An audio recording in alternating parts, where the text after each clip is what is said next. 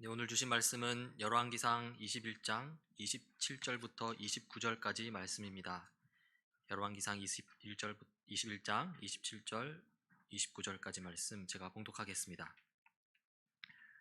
아합이 이 모든 말씀을 들을 때 그의 옷을 찢고 굵은 배로 몸을 동이고 금식하고 굵은 배에 누우며 또 풀이 죽어 다니더라. 여호와의 말씀이 디셉 사람 엘리야에게 임하여 이르시되 아합이 내 앞에서 겸비함을 내가 보느냐? 그가 내 앞에서 겸비함으로 내가 재앙을 저의 시대에는 내리지 아니하고 그 아들의 시대에야 그의 집에 재앙을 내리리라 하셨더라. 아멘.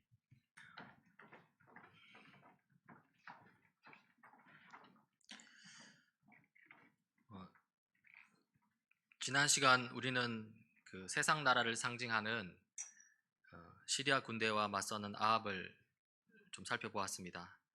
이 아합이 위기를 경험할 때는 하나님을 찾는 듯 하였습니다.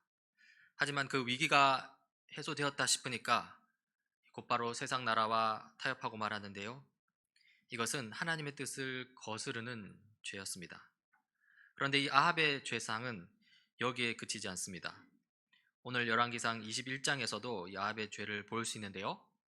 먼저 오늘 이야기의 배경입니다. 이스라엘 사람 나봇이 이스라엘 땅에 포도원을 하나 가지고 있었는데 그 포도원은 사마리아의 왕 아합의 궁 근처에 있었다. 이 나봇이 등장하고 또 아합이 등장합니다. 나봇은 이스라엘에 있는 이 아합의 별궁 근처에 이 땅을 가지고 있었고요. 그 땅에서 포도를 키우고 있었습니다. 그런데 아합이 그 땅을 눈독들입니다. 그래서 이 나봇에게 제안을 하나 하죠. 아합이 나봇에게 말하였다.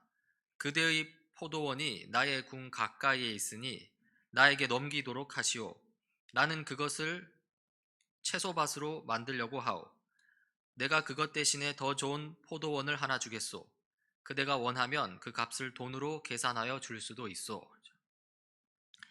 이 나봇을 향한 이 아합의 제안은 별로 문제가 없어 보입니다. 오히려 나봇 입장에서는 더 좋은 거래일 수 있습니다. 지금 가지고 있는 것보다 더 좋은 포도원을 준다고 하니까 말입니다. 또 더 좋은 포도원이 싫다고 한다면 돈으로 계산하여 줄 수도 있다고 합니다. 그러니까 이 아합은 이 나봇을 나름대로 이렇게 정중하게 대하는 것을 볼 수 있는 것이죠. 자, 나봇은 여기에 대해서 어떻게 대답할까요? 더 좋은 포도원으로 달라갈까요? 아니면 그냥 돈으로 달라갈까요? 이 나봇은 이렇게 답합니다. 나봇이 아합에게 말하였다. 제가 조상의 유산을 임금님께 드리는 일은 주님께서 금하시는 불경한 일입니다. 더 좋은 포도원도 싫다.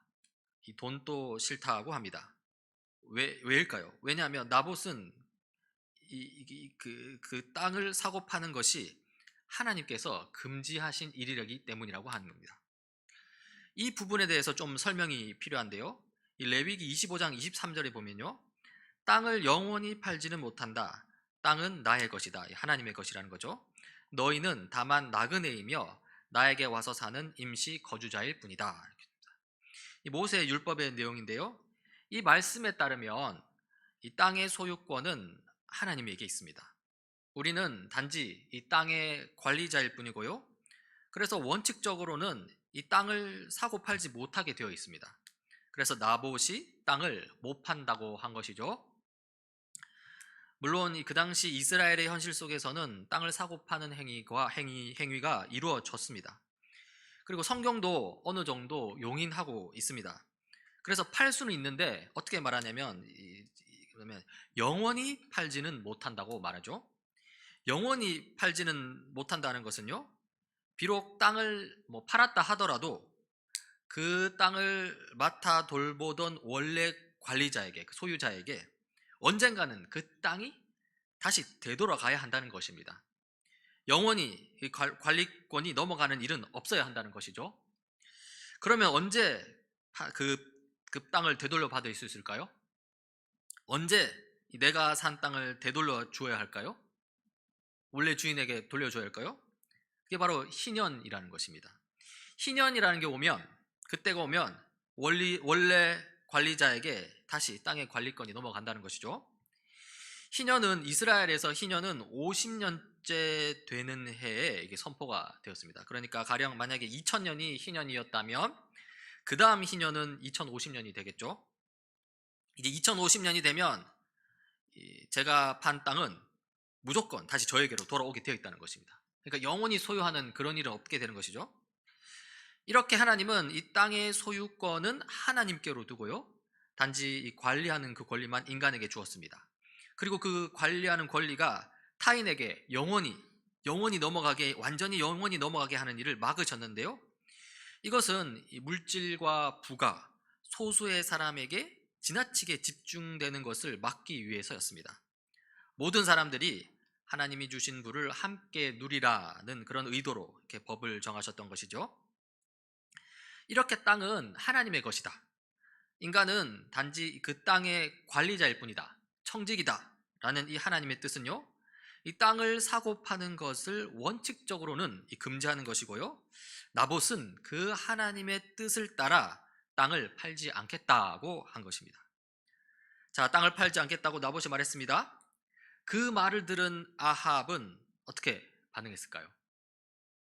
이 나라의 왕인 내가 이렇게 좋은 조건을 제시했는데 감히 네가 내 제안을 거절하겠다고?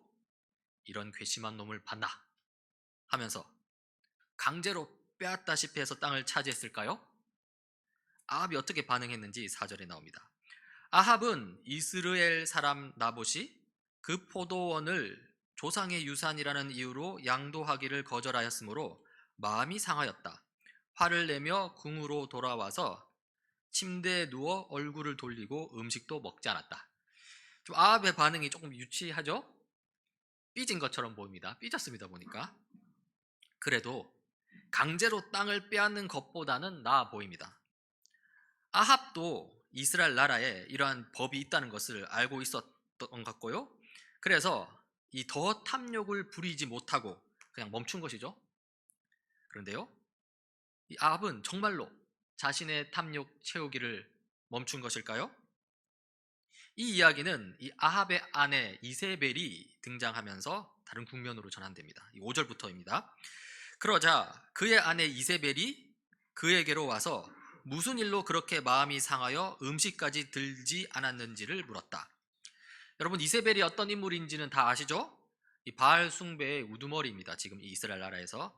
이세벨은 이 아합과는 달리 이스라엘 나라의 법, 그 모세의 율법에 대한 인식이 전혀 없는 사람입니다. 그야말로 이 타락한 세상 나라의 방식대로 일을 처리해 나갈 수 있는 사람입니다. 그런 이세벨이 지금 삐져 있는 아합을 보고서는 도대체 무슨 일이 있었느냐고 묻는 것이죠. 그러자 아합이 대답합니다. 왕이 그에게 대답하였다. 내가 이스라엘 사람 나봇에게 그의 포도원을 내게 넘겨주면 그 값을 돈으로 계산해 주든지 그가 원하면 그 대신 다른 포도원을 주든지 하겠다고 했는데 그는 자기의 포도원을 내게 줄 수가 없다고 하였소. 그 때문이요. 이 이세벨 입장에서 이 아합 왕의 대답은 사실 어처구니가 없는 것입니다.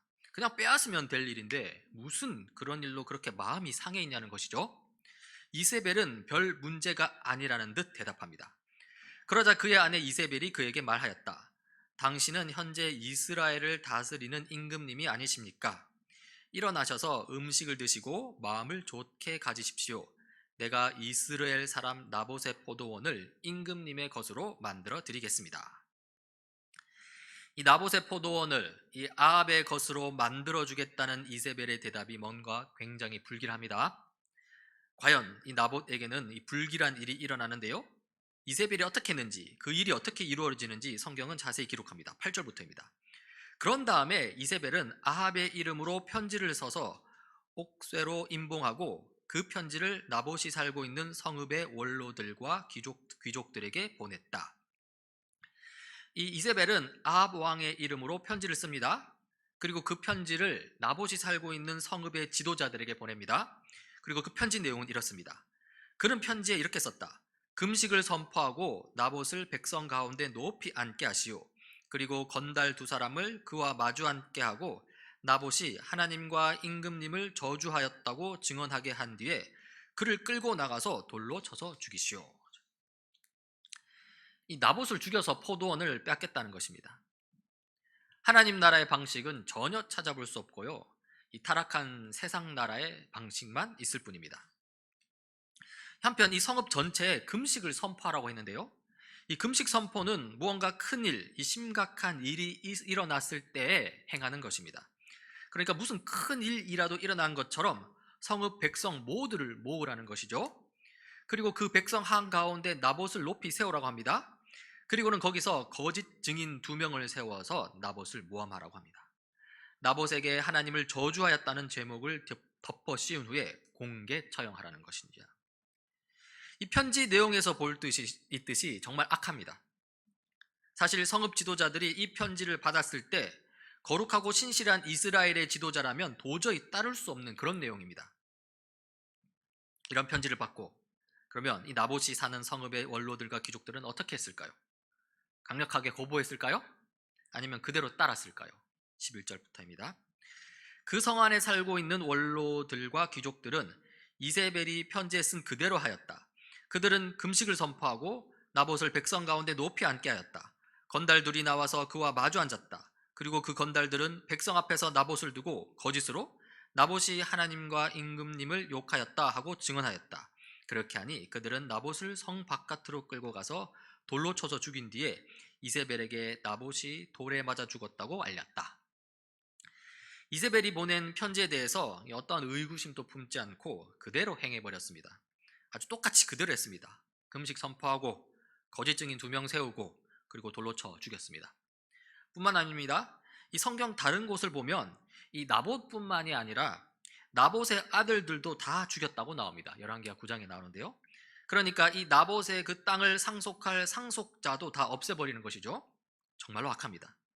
이렇게 나봇과 그의 아들들이 죽었다는 소식이 이세벨에게 전해졌고요, 이세벨은 아합에게 이렇게 말합니다. 이세벨은 나봇이 돌에 맞아 죽었다는 소식을 듣고 곧 아합에게 말하였다. 일어나십시오. 돈을 주어도 당신에게 넘기지 않겠다고 하던 이스라엘 사람 나봇의 포도원을 차지하십시오. 나봇은 살아있지 않습니다. 죽었습니다.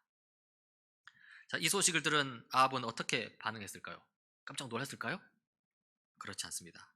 마치 기다렸다는 듯이 아주 자연스럽게 행동합니다. 16절입니다. 아합은 나봇이 죽었다는 말을 듣고 일어나서 이스라엘에 있는 나봇의 포도원을 차지하려고 내려갔다. 자, 이런 상황이니 하나님께서 가만히 이들을 두실 수 있었을까요? 이 왕이 잘못하면 하나님께서 누구를 보내시죠? 선지자를 보내시죠. 예언자를 보냅니다. 엘리야를 보내는데요, 17절 18절입니다. 주님께서 디셉 사람 엘리야에게 말씀하셨다. 일어나 사마리아에 있는 이스라엘 왕 아합을 만나러 내려가거라.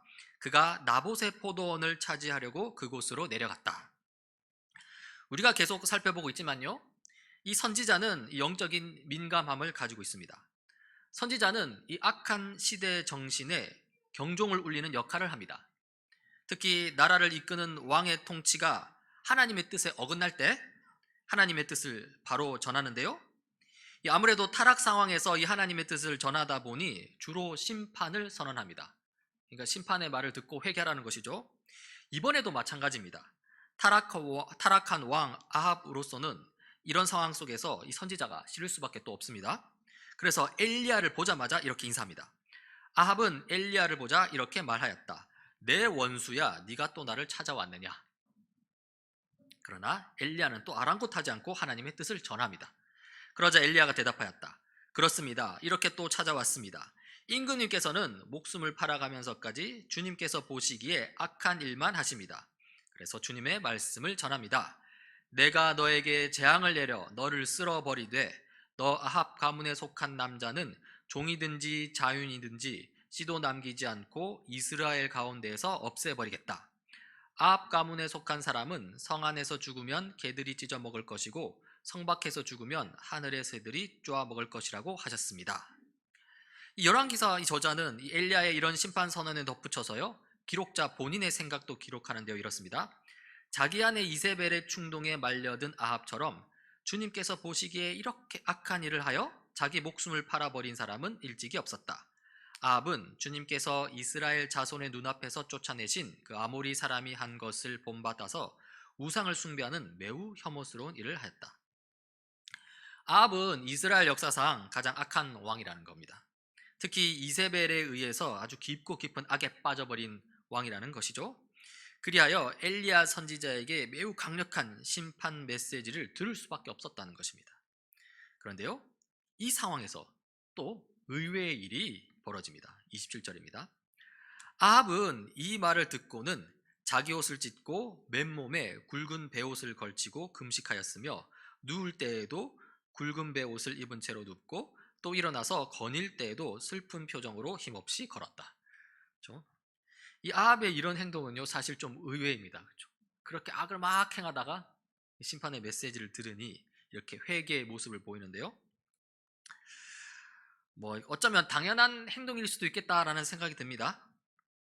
오늘 이야기에서 이 아합이 이 죄를 저지를 때를 보면요, 이 적극적으로 나서서 악한 일을 자행한 것은 아닙니다. 사실 이 나봇이 포도원 땅 팔기를 거절할 때 아합은 그냥 포기했습니다. 그저 그냥 삐진 채로 끙끙거리고 있었을 뿐이죠. 그 상황 속에서 이 적극적으로 나선 사람은 아합이 아니라 이세벨이었습니다. 이세벨의 주도 아래에서 나봇과 그의 아들들을 죽이고는요, 그로부터 포도원 땅을 빼앗았습니다. 그렇게 일이 진행되니 아합은 거기서 수동적으로 그 상황을 받아들인 것이죠. 이왕 일이 이렇게 된 것, 내 욕심이나 챙겨야겠다 하면서 슬그머니 그 땅을 차지한 것입니다. 그러다가 또 방금 일어난 것처럼 이 엘리야 선지자를 통해 강력한 심판 선언을 듣게 되니 이 또 마음이 흔들리는 것입니다. 회개의 모습을 보여주는데요, 자기 옷을 찢고 금식하고 슬픈 표정을 짓는 것이죠. 이런 아합 왕의 모습에 대해서 우리는 어떻게 평가할 수 있을까요? 저게 과연 진심일까? 이렇게 그런 마음이 들기도 합니다. 그런데요, 또 의외의 일이 일어납니다. 하나님이 아합 왕의 모습을 보시고 이 아합 왕에 대한 심판을 연기하기로 한 것입니다. 용서의 가능성을 열어준 것인데요, 한번 보십시오. 그때 주님께서 디셉 사람 엘리야에게 말씀하셨다. 너는 아합이 내 앞에서 겸손해진 것을 보았느냐? 그가 내 앞에서 겸손해졌기 때문에 나는 그가 살아있는 동안에는 그에게 재앙을 내리지 않고 그의 아들 때에 가서 그 가문에 재앙을 내리겠다. 이 심판을 이렇게 연기했는데요, 연기된 심판은요, 나중에 회개를 한다면 아예 취소될 수도 있습니다. 그러니까 한 번 더 기회를 준 것입니다. 여기서 우리는 하나님의 성품을 볼 수 있습니다. 하나님은 어떤 분입니까? 죄인을 심판하기 위해 벼르고 계신 분입니까? 아니면 그 반대로 죄인을 용서하기 위해 참고 기다리는 분이십니까? 죄인을 용서하기 위해 참고 기다리는 분이시죠? 사실 어떻게든 용서하려고 애쓰시는 분입니다. 오늘 이 이야기는 그런 하나님의 성품을 너무나 잘 보여주는데요. 그렇다면 왜 하나님은 이렇게 용서하려고 애쓰실까요? 궁금하지 않습니까? 왜 저 아합 왕조차도, 그리고 죄인 우리조차도 이렇게 용서하려 하시는가를 규명하기 위해서 좀 열왕기상 21장에 나오는 이 인물들을 좀 한번 살펴보면서 한번 보고자 합니다. 이 나봇, 아합, 이세벨 이렇게 등장하죠. 백성들도 등장하는데요. 이 인물들을 우리 자유의지라는 개념을 가지고서 한번 좀 평가해 보고자 합니다. 자유의지가 뭡니까? 자발성이죠, 자발성. 어떤 행동을 선택할 때 자기가 주체적으로 원하는 것을 할 수 있느냐 없느냐입니다. 자기가 원하는 것을 주체적으로 할 수 있으면 그렇게 하면 자유의지를 충분히 발휘한 것으로 볼 수 있습니다. 하지만 자기가 원하는 것을 주체적으로 하지 못한다면 자기 자유를 충분히 발휘하지 못한 것이죠. 여기서 자유의지를 발휘하지 못하는 인생을 이렇게 노예 인생이라고 할 수 있습니다. 반대로 자유의지를 발휘하여 사는 인생을 자유인의 인생 이렇게 할 수 있겠죠. 그러면 한번 봅시다. 나봇은 노예인가 자유인가 이렇게 던질 수도 있고요. 아합은 노예인가 자유인인가 그렇게 한번 질문을 던질 수도 있고요. 이세벨은 또 어떠한가 그렇게 볼 수 있는 것이죠. 먼저 이세벨입니다. 이세벨 유형이라고 볼 수 있는데요. 이세벨은 자기 인생의 노예입니까 자유인입니까? 이세벨을 보면요, 악을 저지르되 아주 주체적으로 적극적으로 저지릅니다. 끙끙대고 있는 아합을 보고서는요, 답답하게 여깁니다. 그러면서 어떤 꺼리낌도 없이 아주 자유롭게 범죄 행동을 추진해 나갑니다.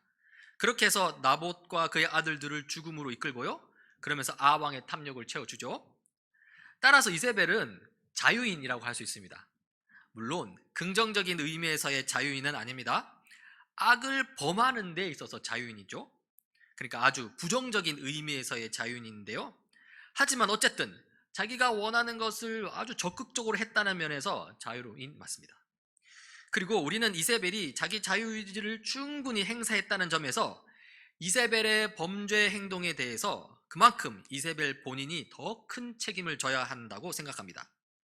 과연 하나님께서도 이 이세벨에 대해서 냉혹하게 심판과 저주를 선언하십니다. 개들이 이세벨의 죽음을 먹게 될 것이라고 그렇게 선언하시죠. 오늘날 이세벨 유형으로는 어떤 사람들이 있을까요? 거리낌 없이, 죄책감 없이 아주 적극적으로 죄를 범할 수 있는 사람인데요, 하나님을 모르는 사람일수록 이 이세벨 유형에 빠지기 쉽습니다. 특히 하나님 대신에 돈과 권력, 성공 등을 최고 가치로 여기는 사람일수록 이 유형에 빠지기 쉽습니다.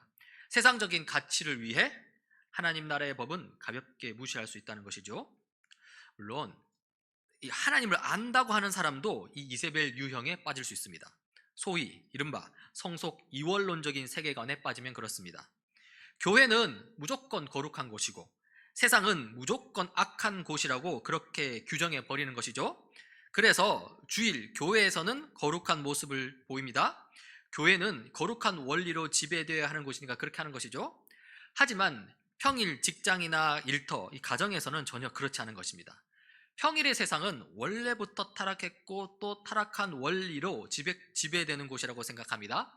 그래서 오히려 앞장서서 이세벨 유형대로 살아가는 그런 기독교인들도 있습니다. 이 복음 전파의 측면, 하나님 나라의 확장이라는 측면에서 보자면요, 이들은 아주 큰 해악을 끼치는 사람들이라고 할 수 있습니다. 이런 이원론적인 삶의 태도는요, 결국 복음의 문을 막아버리고 그리고 하나님 나라를 하찮은 것으로 만들어 버립니다. 따라서 우리는 그렇게 살아서는 안 됩니다. 다음으로 이 아합 유형입니다. 아합은 노예입니까? 자유인입니까? 이 아합을 보면요, 자기가 적극적으로 죄를 행하지는 않습니다. 하지만 이 범죄의 열매를 따먹는 것에 대해서 별로 불편함을 느끼지 않습니다. 이세벨이 밥상 차려주니까 거절하지 않고 그냥 숟가락을 들고 먹죠. 오늘 살펴본 열왕기상 21장 이야기를 보면요, 이 아봇이 나봇 사례와 관련하여 직접적으로 죄 지은 바는 없습니다. 다 이세벨이 했고요, 이세벨의 지시를 받은 그 성읍 지도자들이 했습니다. 아합은 그냥 끌려다닌 것입니다. 따라서 우리는 아합을 노예라고 할 수 있습니다. 자기가 원하는 것을 주체적으로 적극적으로 하진 못했고요, 그냥 삐졌죠. 끙끙대기만 했죠. 그저 상황이 이끄는 대로 끌려다녔습니다. 이런 면에서 그냥 노예라고 할 수 있겠죠. 사실 아합의 이런 모습 때문에 이 나봇 살해 사건과 관련하여서 아합에게 그렇게 책임을 좀 묻는 것은 좀 어렵지 않을까 하는, 그렇게 생각해 볼 수도 있습니다. 노예였기 때문에 그냥 상황이 시키는 대로 끌려다닌 것일 뿐인데 그렇게 또 죄의 책임을 막 묻는다는 것은 좀 그렇다는 것이죠. 또 아합 입장에서도 그런 식으로 슬그머니 죄의 책임으로부터 벗어나려고 할 수도 있습니다. 하지만요, 하나님은 그렇게 속는 분이 아니십니다. 비록 아합이 적극적으로 죄를 저지르지는 않았지만요, 그 중심, 그 마음의 의도는 사실 뻔했습니다. 이세벨에게 옥새를 넘겨주었을 때 아합은 이세벨과 함께 범죄한 것입니다. 그리고 하나님은 엄중하게 그 죄의 책임을 묻습니다. 이세벨과 마찬가지로 아합에 대해서도 냉혹하게 심판과 저주를 선언하시는데요, 역시 개들이 아합의 피를 핥아먹게 될 것이라는 것이죠. 오늘날 아합 유형으로는 어떤 사람들이 있을까요? 자기 범죄에 대해서 여러 가지 방식으로 자기 합리화를 시도하는 사람이라고 할 수 있겠습니다. 하나님을 믿는 사람들 가운데 나타나기 쉽겠죠? 어쩔 수 없었다는 것입니다. 자기가 자발적으로 한 게 아니라는 것입니다. 자기는 그냥 시킨 대로 했을 뿐이라는 것입니다. 사실 우리 모든 그리스도인들은 이런 자기 합리화의 유혹에 빠지기 쉽습니다. 그렇게 변명하고 죄의 책임으로부터 회피해 보려고 하는 것이죠. 그러나 사실 나 자신도 알고 하나님도 아십니다. 하나님은 분명하게 그에 대해서 죄의 책임을 물으십니다. 따라서 우리는 이 아합 유형을 더욱더 조심해야 합니다. 뭐 어떻게 해서 자기 자신을 속일 수 있을지는 몰라도요, 그렇게 해서 나는 죄 없다 그렇게 할 수 있을지는 몰라도요, 그러나 하나님을 속일 수는 없습니다. 우리는 지금까지 이세벨 유형과 아합 유형을 살펴보았습니다. 이세벨은 자유인으로서 적극적으로 죄를 범했고요, 또 아합은 노예로서 수동적으로 죄의 열매를 따먹었습니다. 그 삶의 방식, 태도는 조금 둘은 달랐을지 모르겠지만요, 하지만 둘 다 하나님의 심판과 저주에 해당되는 삶을 살았습니다. 우리는 그렇게 살아서는 안 되겠습니다. 자, 그렇다면 이제 마지막 인물 나봇은 어떨까요? 나봇은 하나님의 명령 곧 율법을 잘 어떻게 됐을까요? 잘 지키긴 지켰죠? 자, 그 율법의 내용이 무엇이었습니까? 레위기 말씀이었는데요, 25장 23절이었죠. 땅을 영원히 팔지는 못한다. 땅은 나의 것이다. 이런 것이죠. 나봇은 이 말씀을 따라서 자기가 관리하던 땅을 아합 왕에게 넘기지 않았습니다. 더 좋은 포도원으로 바꾸려고 하지도 않았고요, 돈을 받고 팔려고 하지도 않았습니다. 그렇다면요, 여기서 질문을 한번 해봅시다. 나봇은 노예로서 율법을 지킨 것일까요? 아니면 자유인으로서 율법을 지킨 것일까요? 이 노예로서 율법을 지켰다는 것은요, 쉽게 말해서 자기가 자발적으로 율법을 지키기보다는 다른 어떤 강제적인 요인 때문에 억지로 율법을 지켰다는 것입니다. 보통 사람을 강제할 수 있는 요인으로는 무엇이 있겠습니까? 바로 협박입니다. 협박. 두려움이죠. 그러니까 하나님의 명령에다가 적용해 보자면요, 하나님의 저주와 심판이 두려워서 어쩔 수 없이 율법을 그렇게 지켰다고 하면 그것은 나봇이 노예로서 율법을 지킨 것입니다. 다른 한편 또 자유인으로서 율법을 지켰다고도 할 수도 있겠죠. 자유인으로서 지켰다는 말은요, 쉽게 말해서 자기가 자발적으로 율법을 지켰다는 것입니다. 더 자세히 설명하자면 두려움이 아닌 기쁜 마음으로 아주 적극적으로 율법을 지켰다는 것이죠. 그러니까 그 율법을 지키는 그 마음 가운데 두려움이 아니라 기쁨이 있다는 것입니다. 자, 그러면 다시 질문해 봅시다. 오늘 본문에서 나봇은 노예로서 두려움 가운데 억지로 하나님의 율법을 지킨 것일까요?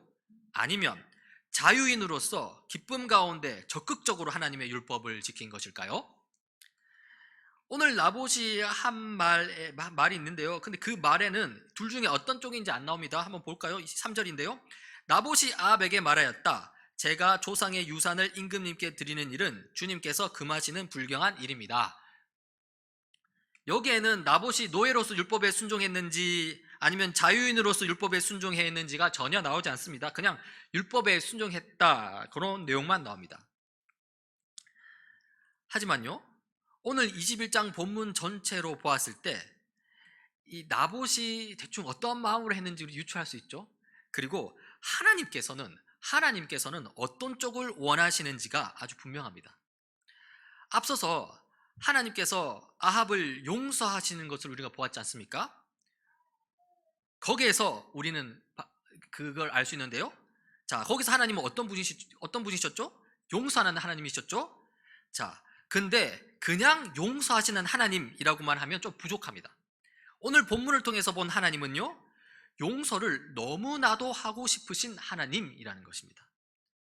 하나님 잘못했습니다 라고 아합이 명시적으로 죄 용서를 구한 것도 아닙니다. 그저 회개의 마음을 조금 비추자마자 바로 아합을 용서하겠다고, 기회를 주겠다고 먼저 나서시는 하나님입니다. 이것을 통해 우리가 알 수 있는 것은 무엇입니까? 하나님이 아합을 비롯한 우리들을 매우 사랑하신다는 것입니다. 그리고 그 사랑은요, 우리에게 두려움이 아닌 기쁨을 주길 원한다는 것입니다. 하나님은 사랑하는 대상이 두려움에 휩싸이길 바라지 않습니다. 어떠냐면요, 사랑하는 대상이라면 기쁨에 거하길 바라는 게 하나님의 마음이라는 것이죠. 따라서 심판이 두려워서 억지로 하나님께 순종하는 것이 아니라요, 그 사랑이 너무 감격스럽고 감사해서 기쁨으로 하나님께 순종하는 것을 원하십니다. 다시 말해서 이 노예로서의 나봇이 아니라 자유인으로서의 나봇이 되길 원하신다는 것이죠. 그리고 이것이 바로 아합에게 용서를 보여주시는 하나님의 의도라고 할 수 있습니다. 아까 성경 이야기 말미에서 왜 하나님은 이렇게나 아합을 그리고 우리를 용서하려고 애쓰실까 궁금하다고 했는데요, 바로 우리를 자유인으로서의 나봇으로 세우기 위함이라는 것이죠. 사도 베드로는 이렇게 말합니다. 여러분은 율법에서 해방된 자유인답게 생활하십시오. 그러나 그 자유를 악용하지 말고 오직 하나님을 섬기는 일에 사용하십시오. 이 말씀을 보면요, 이 율법에서 해방된 자유인으로 살려고 하죠. 여기서 율법이라는 건요, 이 두려움을 주는 율법입니다. 그러니까 너 율법 안 지키면 지옥에 보내버릴 거야 라고 협박하는 것이죠. 율법을 지켜야만 구원을 얻을 수 있다고 라고 하는 것입니다. 그리고 이런 신앙 행태를 우리는 뭐라고 합니까? 네, 율법주의라고 합니다. 율법주의는 이 두려움과 공포를 밑바탕에 깔고 시작하는 구원의 방법입니다. 그러나 아무도 성공할 수 없는 구원 방법이죠. 여기에서 그 율법주의에서 해방되어야 됩니다. 그래서 율법에서 해방된 자유인답게 생활하라고 말씀하시는 것이죠. 그런데 이 베드로전서 2장 26절 뒤에 후반부에 보면요, 오직 하나님을 섬기는 일을 언급합니다. 그 일을 내게 주어진 자유 가운데 행하라고 하죠. 그 자유를 악용하지 말고 오직 하나님을 섬기는 일에 사용하십시오 이렇게 말하는데요, 그렇다면 자유를 가지면서 오직 하나님을 섬기는 일이란 무엇일까요? 간단합니다. 바로 하나님의 명령, 율법을 지키는 것입니다. 하나님 사랑, 이웃 사랑을 실천하는 것이죠. 그런데요, 이렇게 말하고 나면 뭔가 이상합니다. 아까 16절 앞부분에서는 율법에서 해방된 자유인으로 살라고 하면서 16절 후반부에서는 그 자유를 가지고 율법에 합당한 삶을 살려고 합니다. 그러니까 앞에서는 율법에서 해방되라고 하고 뒤에서는 율법을 행하라 라고 한다는 것입니다. 서로 반대가 되는 것처럼 보이죠? 그렇다면 이 둘의 차이는 무엇일까요? 이 둘의 차이가 바로 노예로서의 나봇과 자유인으로서의 나봇 사이의 차이를 보여주는 것입니다. 노예로서의 나봇은요, 해방되어야 할 율법, 그러니까 그 율법주의에서 벗어나지 못한 것입니다. 두려움이 가득하고요, 하나님에 대한 그 두려움 가운데 굴종하는 사람입니다. 그 율법주의에서 해방되라는 의미에서 오늘 사도 베드로는 율법에서 해방되라, 율법에서 해방된 자유인답게 생활하십시오 라고 이렇게 말한 것이죠. 하지만 자유인으로서의 나봇은 그런 율법에서 해방될 필요가 없습니다. 그러니까 이미 용서하시는 하나님, 우리를 사랑하시는 하나님을 알고 있고요, 그 하나님의 은혜를 알고 있고요, 그 마음에 감사와 기쁨이 넘치는 상태고요, 그래서 기쁨과 감사로 율법을 즐거이 지키는 것이라는 거죠. 이런 의미에서 자유롭게 율법을 지킴으로써 하나님을 섬기는 일을 한다는 것입니다. 지금 우리는 이 유형으로 보자면 한편으로는 이 노예로서의 나봇 유형이 있고요, 또 다른 한편으로는 자유인으로서의 나봇 유형을 살펴보고 있습니다. 두려움 가득한 노예로서의 이 나봇 유형이 아니라요, 감사와 기쁨이 가득한 자유인으로서의 나봇 유형이 이 하나님의 뜻에 더 가깝다는 것도 살펴보았는데요, 그렇다면 우리는 어떻게 해야 자유인으로서의 나봇 유형대로 살 수 있을까요? 어떻게 하면 노예로서의 나봇 유형의 삶을 살지 않을 수 있겠냐는 것입니다. 어떻게 해야겠죠? 어떻게 해야 할지 우리가 열왕기상 21장 본문에서 이미 다 살폈습니다. 사실 무엇이었죠? 무엇이냐면 용서하시는 하나님을 기억하라는 것입니다. 회개의 기미가 보이자마자 용서하시기 위해 먼저 달려드는 하나님, 그 하나님의 적극적인 사랑과 은혜를 잊지 말라는 것입니다. 그 사랑과 은혜를 깊이 생각한다면 하나님의 명령 율법을 억지로 지키는 노예 상태에 머무를 수 없다는 것이죠. 오히려 그 사랑과 은혜에 감사하는 마음, 자발적인 마음으로 율법을 행하려고 애쓰게 된다는 것입니다. 바로 자유인의 모습이죠. 정리해 봅시다. 우리는 자유인 이세벨과 같이 적극적으로 죄를 범하는 그런 자리에 앉아서도 안 됩니다. 우리는 노예 아합과 같이 수동적으로 죄의 열매를 따먹는 그런 길에 서서도 안 됩니다. 한편 노예로서의 나봇, 만약 그랬다면 노예로서의 나봇처럼 두려움에 휩싸여서 억지로 율법을 지키려고 하는 그런 잘못을 범해서도 안 됩니다. 그렇게 해서는 안 되고요. 우리는 자유인으로서의 나봇처럼 기쁨과 감사 가운데 하나님의 율법을 즐거워해야 합니다.